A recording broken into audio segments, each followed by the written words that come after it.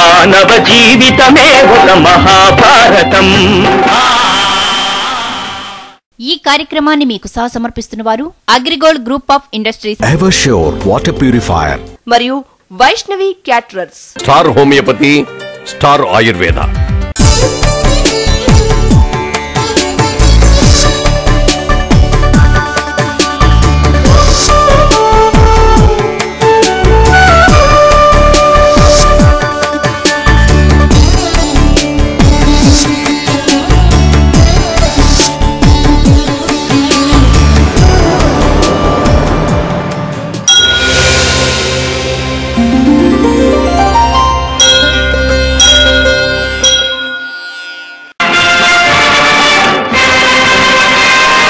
మానవ జీవితమే ఒక మహాభారతం. మానవ జీవితమే ఒక మహాభారతం. అది మంచి చెడుల రెంటి నడుమ నిత్య ఘర్షణం. మాతృదేవోభవ. ఒడిలో కూర్చొనియుండ నీవు మమతాయోగము పాటించి ప్రేముడిమై దేహమునెల్ల తాకునప్పుడు ఏమో గాఢ సంరక్షలో గుడిలో దీపము ఓలెనుంటిని. ఇప్పుడు ఈ క్రూర ప్రపంచంబులో అడుగులు మోపుటకే భయం బగునే. అమ్మా ఎట్లుగా పాడెదో, అమ్మా ఎట్లుగా పాడెదో.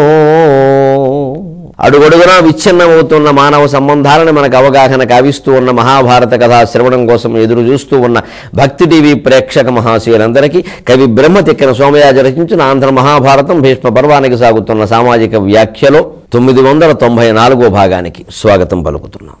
మానవ జీవితమే ఒక మహాభారతం.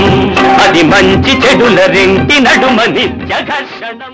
శ్రీకృష్ణుడు చెప్పాడు అర్జునుడికి, నీకు ఈ ఆవేశం కలగడం కోసమే నేను చక్రం పట్టాల్సి వచ్చింది బావా, ఇక నీ ధర్మం నువ్వు సక్రమంగా చెయ్యి. వాళ్ళెవ్వరూ ఎటువంటి మమకారాలు చూపించకుండా అధర్మం కోసం యుద్ధం చేస్తుంటే అదే మమకారాలు వదిలిపెట్టి ధర్మం కోసం యుద్ధం చేయడం కోసం ఎందుకు కంగారు పడుతున్నావు నువ్వు? పాశుపతాలు సంపాదించింది, దివ్యాస్త్రాలు సంపాదించింది పెట్టిలో పెట్టుకోవడానిక, పరీక్షాధికారులకు చూపించడానిక, వస్తు ప్రదర్శనశాలలో పెట్టడానిక, ఏడాదికోసారి విజయదశమి నాడు అమ్మవారి దగ్గర పెట్టి పసుపు కుంకంతో అర్చించడానిక?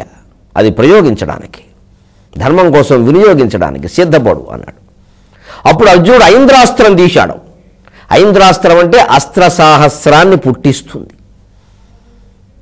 మనకి ప్రాచీన కాలపు యుద్ధాలు చూసినప్పుడు ఒక అనుమానం వస్తూ ఉంటుంది విమర్శకులకు. పాపం వీళ్ళంతా హేతువాదులు, వీళ్ళ కళ్ళ ముందు ఉన్నదే ప్రపంచం అనుకుంటారు వేరే మనుషులు. ఇంకోటి ఏది ఉండడానికి వీల్లేదు. వీళ్ళకంటే ముందు, వీళ్ళకంటే గొప్ప ప్రపంచం ఉంది, ఇది నాశనమైందనే విషయం వీళ్ళకి తెలియదు. అందుకని వీళ్ళు ఏమంటే ఒక అస్త్రం నుంచి అన్ని అస్త్రాలు ఎలా వేస్తారంటే అర్జునుడు 72 బాణాలు వేసారు. 72 బాణాలు వేయడానికి 72 నిమిషాలు పడుతుంది కనీసం. ఒక నిమిషంలో ఎలా వేస్తారు? అది అర్థం ఏంటంటే ఒక బాణం నుంచే 72 వస్తాయి. దాని లెక్క అది. మనకు రావు. మనకంత తపస్సు లేదు, మనకంత మంత్రబలం లేదు, యంత్రబలం కూడా లేదు. మనకి స్విచ్ చేసిన లైటే లగదు. ఇక్కడ ఏం చేస్తాం? మన కర్మ. అక్కడ సంకల్పిస్తే దీపాలు వెలుగుతాయి. అదే తేడా. అందుకని ఐంద్రాస్త్రం నుంచి కొన్ని వేల బాణాలు వచ్చే ఆకాశంలో అద్భుతం అది. వేల మందిని ఒకేసారి సంహరించడం. లేదా ఉత్తర గోగ్రహంలో ఒక్కడు ఎలా చేయగలిగాడు మీరు ఆలోచించండి. అక్కడ ప్రయోగించిన దివ్యాస్త్రాలు ఇక్కడ ఎందుకు ప్రయోగించడం లేదనే కృష్ణుడు ఎంత పని చేశాడు. ఇప్పుడు ప్రయోగించాడు. దాంతో కెడస హయములు ఒడ్డగెడవయ్య రథములు చాపకట్టు వడియ సామజములు చదిశ కాలు బలము చామర ఛత్రకేతువులు ఆయుధములు తునియలయ్యే. శ్రీమద్రమారమణ గోవిందో హరి. అయిపోయింది మొత్తం. నమో పార్వతీపతయే హర హర మహాదేవ శంభో. కౌరవ సైన్యంలో సగం శ్మశానానికి వెళ్ళింది. కెడస హయములు పద్యం గమనించండి. నశించడానికి 4 మాటలు వాడాడు. నశించెను అని చెప్పేయచ్చు. 4 మాటలు వాడాడు. భాష నేర్పడం. కెడసె హయములు గుర్రాలు నశించాయి. ఒడ్డగెడవయ్య రథములు నేల కూలే. ఒడ్డగెడవయ్య నేల కూలే, ముక్కలయ్యాయి, తుత్తునియలయ్యాయి. చాపకట్టుబడియ సామజములు ఏనుగులు చాపకట్టుబడి ఏదో చాప పరిచినట్టుగా ఏనుగులా ఏనుగులు ఇలా పడుకుంటూ పోయి. చదిసే కాల్బలము పదార్థులు, సైనికులు, ఆర్మీ వీళ్ళందరూ కూడా చదిసే నశించారు, మూలన పడ్డారు, చతికిల పడ్డారు. అంటే కెడసే, ఒడ్డగడవయ్యే, చాపకట్టుబడియే, చదిసి ఈ 4 మాటలు నశించడానికి వాడాడు. దీని ద్వారా భాష నేర్పుతున్నాడు. పూర్వకాలపు కావ్యాల యొక్క ప్రత్యేకత ఏది? ఇప్పుడు ఏదో ఆధునికంగా వచ్చింది కదా అని అనాథ యనాథ అని ఈ కవితలన్నీ తీసుకెళ్ళి మనం పెడితే వాళ్ళు సద్భావం ఎలాగో కలగదు, కనీసం భాషా జ్ఞానమైనా రాదు. ముందు వాడి భావనాశక్తి తీవ్రంగా ఉండేటువంటి ప్రయత్నం చేయాలి. భావనాశక్తిని పెంచాలి, భాషా బలాన్ని పెంచాలి. అప్పుడు కవులు పండితులు బ్రహ్మాండంగా తయారవుతారు. పూర్వం అంతంత వాళ్ళు ఎందుకు కలిగారు అంటే అదే. ఇప్పుడు మొన్నటి వరకు రావుల వారు వచ్చే వరకు, భరద్వాజ గారికి వచ్చే వరకు 25 ఏళ్ల పాటు జ్ఞానపీఠం రాలేదే అని బాధపడేది రాదగిన వాళ్ళు ఉన్నారు. పుట్టపర్తి వారు ఉన్నారు, కరుణశ్రీ గారు ఉన్నారు, గుంటూరు శేషేంద్ర శర్మ గారు, జాషువా, శ్రీశ్రీ, ఎక్కడ ఎవరిని తీసేస్తాం మనం? ఇంత మహానుభావులు ఉన్నారు. వాళ్ళకి రాలేదే అని మనం బాధపడ్డాం. ఇక ముందు ముందు అవసరం ఉండదు, అంత ఇబ్బంది ఉండదు. ఎందుకంటే ఎవరు లేరు, రారు కూడాను, కష్టం. జ్ఞానపీఠం అర్హతకు ఉండేవాడు ఇక ముందు తెలుగులో కాదు, ఏ భాషలో రారు, తెలుగులో అసలే రారు, కష్టం. ఇది శాపం కాదు, పరిస్థితి అంతే. ఎందుకంటే గ్రాంధికం తెలియదు, వ్యవహారం తెలియదు, భావన తీవ్రత లేదు, భాష పాండిత్యం లేదు, ఎక్కడి నుంచి వస్తుంది? ఈ కవితా సంపుట్లో వచ్చేవేవో 3 ముక్కలు 4 ముక్కలు రాసేవి, రెక్కలు డొక్కలు డోళ్ళు ఇవన్నీ చదువుతుంటే ఏమీ కలగట్లేదు, ఏ భావన. అంతా ఇదివరకు ఎలా ఉన్నాం, ఇప్పుడు అలాగే ఉన్నాం. ఇంకెందుకు కవిత్వం? చదవకముందు ఒకలాగే, చదివాక ఒకలాగే ఉంటే ఎంతకంటే జీవంతో టానిక్ నయం. తాగకముందు ఒకలాగా, తాగాక ఒకలా ఉండేవారు. తెలుగు సినిమా నయం. చూడకముందు ఆరోగ్యంగా అందంగా ఉంటాడు, చూశాక దెబ్బ మొత్తం పిచ్చాడు అవుతాడు. అవి నయం, ఏదో మార్పు తీసుకొచ్చాయి. మనకి మంచి మార్పు లేదు, చెడ్డ మార్పు లేదు. ఎందుకంటే ఏదో ఒక ప్రభావాన్ని చూపించిందే కళ ఏమిటండి? అప్పుడు ఆ కళలో సారాన్ని ముట్టుకోవాలి, లోపల ఆ లోచూపు ఉండాలి. అది ఉంటే ఇలాంటిది ఉంటే కెడసే, ఒడ్డగడవయ్యే, చాపగట్టుబడి, చదిసి, ఎన్ని పదాలు వాడాడు? చదివే వ్యక్తిలో అప్పుడు విద్యార్థులు అని ఆయనకి ఏం తెలియదు, ఎవరు చదువుతారు.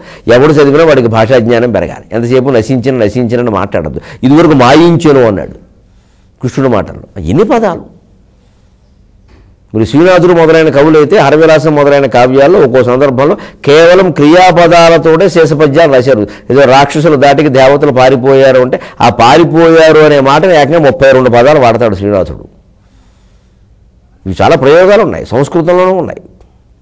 ఇవి విద్యార్థులకు చెప్పాలి బాగా. అన్ని రథగజ తురగ పదాతి బలాలన్నీ చతికిలు పడ్డాయి. చామర ఛత్రకేతువులు, ఇవన్నీ ఏమంటే రథాలు కూలేయా, పిండి అయ్యాయా, గుర్రాలు చచ్చాయా, ఏనుగులు పీనుగులు అయ్యాయా, సైనికులు ప్రాణాలు పోయా, ఇవన్నీ వదిలేసి చామర ఛత్రకేతువులు, ఆయుధములు తూనియనే చామరాలు, ఛత్రములు, కేతువులు తూనే. పెద్ద విషయం అండి ఇది. మహాగజ పలాయంతే అంటే మసిగానాంతు కాగతికి అన్నట్ట. సునామీ వచ్చిందయ్యా, ఏనుగులు కొట్టుకుపోతున్నట్టు, దోమలేమయ్యా, అవుతాయి చెప్పాలేమిటి? కానీ తిక్కన గారు చామరాల గురించి చెమరీ మృగం వెంట్రుకలతో తయారు చేసేవారు. అందుకే దేవాలయంలో వాడే తెల్ల వింజామరలు అంటారు. వెల్ల చామరము, వింజామరము. అక్కడ వీచేటువంటి చెమరీ మృగం వెంట్రుకలు. అడవుల్లో కొండల మీద ఉంటాయి హిమాలయ పర్వతాలు. ఆ చెమరీ మృగం తోక కుచ్చు ఉంటుంది, ఆ కుచ్చు వెంట్రుకలు వాటిలో గుత్తిగా పెట్టి దేవాలయాల్లో పెడతారు. ఆ చామరాలు, వింజామరాల్ని, ఛత్రములు, గొడుగులని, కేతువులని చాలా గౌరవ చిహ్నాలుగా భావించేవారు. అసలు జెండా పడిపోయిందంటే వీరుడు తలకాయ పడిపోయినట్టుగా భావించేవాడు. ఇవాళ కూడా మనం భారతదేశ పతాకాన్ని అలాగే భావించాలి. మనం అప్పుడే దేశం ప్రతిష్ట కోసం మనం పాటుపడతాం. అదేముందో గుడ్డ 3 రంగులు ఉన్నాయి, ఇంకో రంగు ఇస్తూ సరిపోయా అనకూడదు. చట్టరీత్యా కూడా నేరం జెండాను అవమానించడం. అలాగని చట్టరీత్యా గౌరవించి ఆగస్టు 15 నాడు, జనవరి 26 నాడు స్వీట్ తినడానికి కాదు జెండా. ఆ జెండా చూడగానే ఒక స్ఫూర్తి కలగాలి. నేను చేసి మీకు చెబుతున్నాను, మా ఇంట్లో దేవతార్చన పెట్టిక పైన దేశం జెండా ఎగురుతూ ఉంటుంది. ప్రతిరోజు అలా పైన ఎగరాల్సిందే. ముందు దేశానికి జెండాకి దండం పెట్టాక నేను మా అమ్మ సైతం దండం పెడతాను. అప్పుడే దేవుడు పూజ, దేశం తర్వాతే దేవుడు. అంచేది ఈ కార్యక్రమాన్ని మెచ్చుకునేవాళ్ళు, నన్ను అభిమానించేవాళ్ళు ఇంట్లో జెండా పెట్టండి, ఇంటి మీద జెండా పెట్టండి, ఏం పర్వాలేదు, ఎగురుతూ ఉంటుంది. కాషాయ పతాకం పెట్టండి, మేము హిందువులు అని గర్వంగా చెప్పండి. అవి ఏమీ పెట్టేది లేదని ఏమీ లేకుండా ఊరికే దీపావళి వస్తే బొబ్బట్లోనూ, సంక్రాంతి వస్తే పెసరట్లు వేసుకుని తినేయడు. పండగంటే తిండే. ఈ దేశీయమైన జాతీయమైన స్ఫూర్తి లేకపోతే ఇలా పూర్వం వీరులకి వాడు జెండా పడిపోతే జెండా పైన ఉండే దాన్ని కాపాడుకుంటూ ఎవడు కూర్చుంటాడు. కానీ తప్పదు, జెండా పడిపోతే తలకాయ పడిపోయినట్టు బాధపడేవాడు. ప్రత్యేకం కేతురక్షకులు ఉండేవారు, చక్రరక్షకుల్లాగా. అర్జునుడు లాంటి వీరులు కేతురక్షకులు. ఎందుకంటే అది కపిధ్వజం, మామూలు ధ్వజం కాదు. మరి 18 రోజులు ఆ జెండా కానీ, ఆ రథం కానీ, ఆ గాంధీవం కానీ, ఆ శంఖం కానీ, ఆ బాణాలు కానీ ఏవీ దెబ్బ తినలేదు. అందరికీ దెబ్బ తిన, భీష్ముడు సహా. తాటి చెట్టు జెండా 3 సార్లు కూలింది. మరి అదే కపిధ్వజం కోరలేదు, మరి గొప్పతనమేది. అందుకే జగదేక వీరుడు అంటే అర్జునుడే, అతిలోక సుందరి అంటే ద్రౌపదే. అందుకని ఛత్రచామరాలు ఆ రోజుల్లో రాజలాంఛనాలు అలా భావించేవారు వాళ్ళు. 10,000 సైన్యం, 700 ఏనుగులు పటాపట్ అయిపోయినాయి అంతే. అప్పటికి 3వ రోజు యుద్ధం ముగిసింది. ఇప్పుడు గమనించండి మీరు, ఆధిక్యాలు ఒక్కసారిగా మారిపోయాయా లేదా? 3 రోజుల యుద్ధంలో మొదటి రోజు కౌరవులది పైచెయ్యి, 2వ రోజు పాండవులది పైచెయ్యి, 3వ రోజు మధ్యాహ్నానికి కౌరవులది పైచెయ్యి, సాయంత్రానికి పాండవులది పైచెయ్యి. ఇప్పుడు జీవితం అర్థమైపోయిందా? ఏ రోజు ఏమవుతుందో మానవ జీవితం. అవమానము వెంట అఖండమైన సన్మానము, దాని వెంట నవమానము. కంగారు పడము, ఏమీ కంగారు లేదు. అవమానం జరిగింది, మంచిదే, దానికి చేయవలసింది ఏదైనా ఉంటే చేసేయి, లేకపోతే మనసులోంచి తీసేయి, తీసేయి, ఏదో ఒకటి చేయి. అందుకని పెట్టి గుంజుకోవద్దు ఊరికే, అనవసరంగా వ్యాధులు రావడం తప్ప. చూరులోంచి కత్తి తీసుకో, ఏం చేయదలుచుకున్నావు చేసే, తర్వాత చూద్దాం, వాడు పైకి పోతాడు, మనం లోపల పోతాం. లేదు, అంత ధైర్యం లేదు, పోనీ అది మంచిది కాదు అనిపించింది, ఒక్కోసారి అది తప్పు కూడాను, దానివల్ల ప్రయోజనాలు వికృతంగా ఉంటాయి అనిపించింది, వదిలే, మనస్సు నుంచి కూడా తీసి పరమశాంతాన్ని అవలంబించు. అదే దేశం కోసం, ధర్మం కోసం కుదరదు, ఆయుధం పట్టవలసిందే, పోరాడవలసిందే, కనీసం వాక్కుతోనైనా పోరాడవలసిందే. చైనా వాడు గోడారాలు వేస్తే తీస్తావా లేదా అని బెదిరించాలి ముందు అసలు. ఇప్పుడు వాడు తీసేవాడు అనుకుంటున్నారు, మీరు జరిగేది గమనించండి, జరగబోయేది గమనించండి. వాళ్ళు అక్కడ 10 రోజుల పాటు ఉన్నారు, 10 గూడారాలు వేసి. ఏమండి నాకు అర్థం కాదు, 24 గంటలు వాళ్ళు వేరుశనక్కాయలు తింటూ కూర్చుంటారా?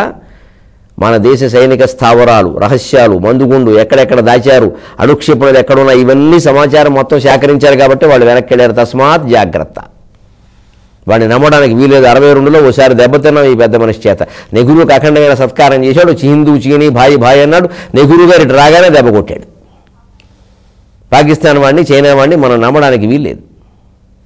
అంచేది వాళ్ళు వెళ్ళిపోయారంటే ఊరికే వెళ్ళిపోయారని నేను అనుకోవట్లేదు. సమస్త రహస్యాలు పట్టేశారు ఈ 10 రోజుల్లో. వాళ్ళకి కావలసిన దూరకే వెళ్ళారు, అప్పుడు సావకాశంగా వస్తారు మళ్ళీ. అంచేత మన ప్రభుత్వం ఏదో మనం ప్రశాంతంగా ఉండబట్టే జయించాం అని అనకూడదు, పొరపాటు మాట. ప్రజలు అధికారాన్ని వినియోగించుకుంటారు, చూస్తారు. కర్ణాటకలో ఏం జరిగింది? అవినీతికి దెబ్బేసేశారు. బీజేపీ కాంగ్రెస్ వాళ్ళకి అనవసరం, అవినీతి ముఖ్యం. ఆంధ్రప్రదేశ్లో కూడా గుర్తుపెట్టుకోండి, అవినీతిని అధికారానికి రానియకుండా చేయవలసిందే, ఉన్న అవినీతికి దెబ్బ కొట్టవలసిందే. అవినీతికి అధికారం ఇవ్వకూడదని కర్ణాటక ప్రజలు నిరూపణ చేశారు. ఏ పార్టీ అనేది మాకు సంబంధం లేదు, అవినీతికి మేము వ్యతిరేకం అంతే.